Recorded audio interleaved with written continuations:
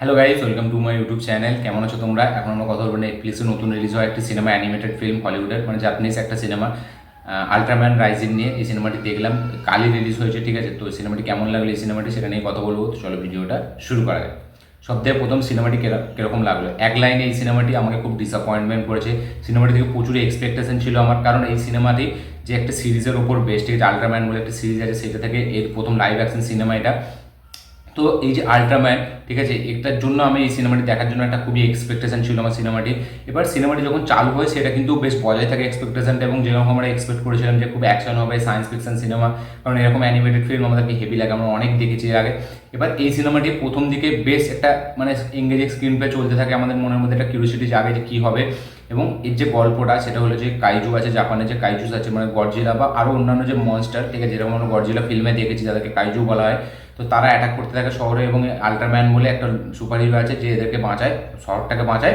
এবং at the same time সে কিন্তু এই কাইজুগুলোকে মারে না, যাই হোক করে অন্য জায়গায় পাঠিয়ে দেয়, কারণ সে মনে করে যে তারা ইচ্ছা করে কিছু করে না, ঠিক আছে, তাদের কিছু কারণ আছে যার কারণে তারা শহরের মধ্যে ঢুকে এরকম ধ্বংস করে। তো তারা তাকে মারে না, এই আল্ট্রাম্যান তাকে মারে না। এবং এই আল্ট্রাম্যানের একটা ফ্যামিলি আছে, সেই ফ্যামিলিটা, তার একটা বাচ্চা ছেলে আছে এবং তার ওয়াইফ আছে। এবং একদিন এই কাইজু অ্যাটাক করছে শহরে, এবং তাকে বাঁচাতে গিয়ে, শহরটাকে বাঁচাতে গিয়ে তাকে এই কাইজুটাকে নিয়ে অন্য জায়গায় চলে যেতে হচ্ছে, এবং তারপর থেকে সে আর কোনোদিন শহরে ফিরে আসে না। এবার তার যে ফ্যামিলিটা আছে, তার ফ্যামিলিটা পেছনে পড়ে যায়, পেছনেই রয়ে যায়। এবং এই ছেলেটা, যে একটা ছেলে আছে, সে আস্তে আস্তে বড় হচ্ছে, সে বেসবল খেলার মানে স্পোর্টসের 1 নম্বর প্লেয়ার হচ্ছে, এবং তার সাথে সাথে সে আল্ট্রাম্যানও। এবার একদিন শহরে আবার অ্যাটাক হচ্ছে কাইজুটা, ঠিক আছে, এবং তারপরে সে আল্ট্রাম্যানটা তাকে সেভ করছে। এবং সেভ করতে করতে জানতে পারছে যে এই কাইজুর একটা বাচ্চা আছে, ঠিক আছে, যেই বাচ্চাটা মানে বাচ্চাটাকে একটা দল আছে যারা মেরে ফেলতে চায়। এবার সেই বাচ্চাটাকে নিয়ে এসে মানুষ করছে, এবং মানুষ করার পর কী কী ঘটছে, এবং ফাইনালি এই যাকে মানুষ করছে সে কি মনস্টার, না সে কি একটা ভালো কিছু, বা এই যে একটা দল আছে কেডিএফ বলে, তারা কি বাচ্চাটাকে নিয়ে নেবে, না আর কী কী হবে, সেই জন্য এই সিনেমাটি দেখতে হবে। তো এই সিনেমাটি যেভাবে প্রেজেন্ট করেছে, সিনেমাটি কিন্তু খুব সুন্দর একটা সিনেমা হতে পারতো। এবং এই সিনেমাতে যেটা সব থেকে মানে ডিসঅ্যাপয়েন্টমেন্ট করে সেটা হচ্ছে অ্যাকশনটা এতটা শাটেল অ্যাকশন, এবং খুব ছোট রাখা হয়েছে, যেটাতে খুব মজাই দেয় না, এবং অ্যাকশনের মধ্যে কিছু নতুনত্ব নেই, ঠিক আছে। এবং অ্যানিমেশনটাকে যেভাবে ক্রিয়েট করেছে, অ্যানিমেশনটা ঠিক আছে, ঠিক আছে, তার মধ্যে একটা বেশ ওই কী বলে, একটা দেখে মনে হয় যে স্কেল আছে, ঠিক আছে, ভালো খরচা করেছে।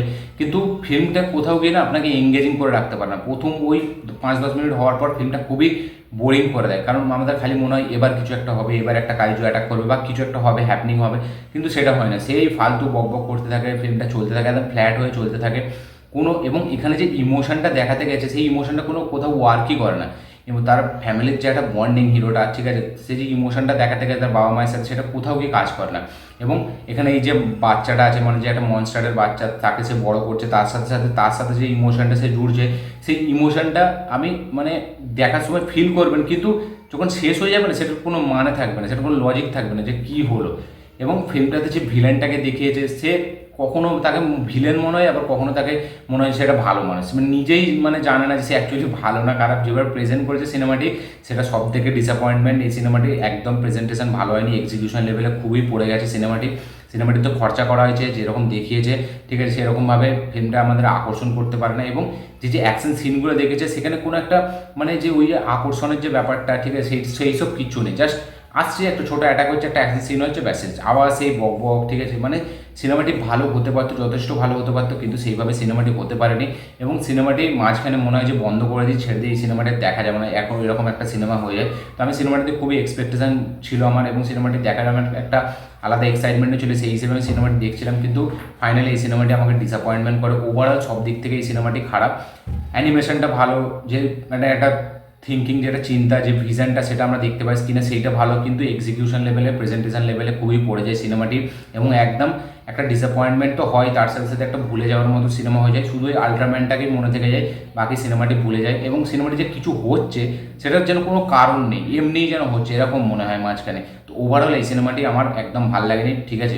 আপনারা দেখুন, দেখে অবশ্যই কমেন্ট করবেন যে আপনাদের কেমন লেগেছে, যারা যারা দেখে নিয়েছেন তারাও কমেন্ট করবেন যে আপনাদের কেমন লেগেছে। এবং যদি আমাকে বলেন যে এই সিনেমাটি দেখার কি না দেখার, তো আমি বলবো না দেখলেও কোনো যায় আসে না, এবং দেখলেও কিছু যায় আসে না, ঠিক আছে। খুবই একটা মানে ওয়ান টাইম ওয়াচ সিনেমা, একটা খুবই এটা নর্মাল সিনেমা মনে হয়, সুপার হিরো সিনেমা। সিনেমা হওয়া সত্ত্বেও, অ্যাকশন সায়েন্স ফিকশন সিনেমা হওয়া সত্ত্বেও, তো ওভারঅল এই সিনেমাটি আমার ভালো লাগেনি। আপনারা দেখুন, দেখে অবশ্যই কমেন্ট করবেন যে আপনাদের কেমন লেগেছে। তো এই ছিল আমার রিয়াকশন এই সিনেমাটিকে নিয়ে।